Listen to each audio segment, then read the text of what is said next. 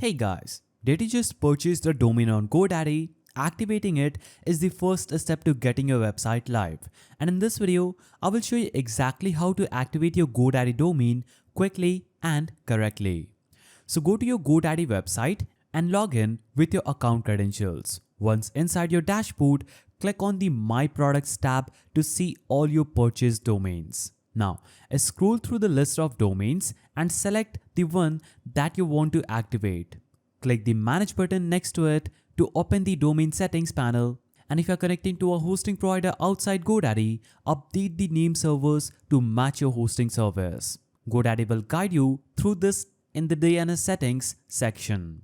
Now, if you're using GoDaddy for hosting, you can link the domain directly to your hosting package.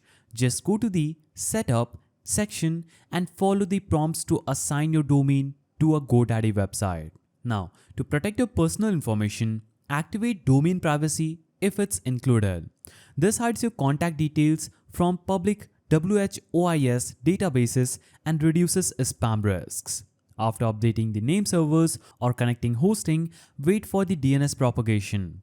This can take anywhere from a few minutes to 24 hours before your domain fully points to your website. Once your domain is active, you can begin setting up your website, email accounts, and other services. If everything is linked correctly, your domain should now load your site without any issues. You can also navigate to godaddy.com and navigate to the help page and search for domain help. And you will see different videos that can show you how you can connect your domain to different kind of websites through different kind of plans. If you found this guide helpful, please don't forget to give it a thumbs up and thanks for watching.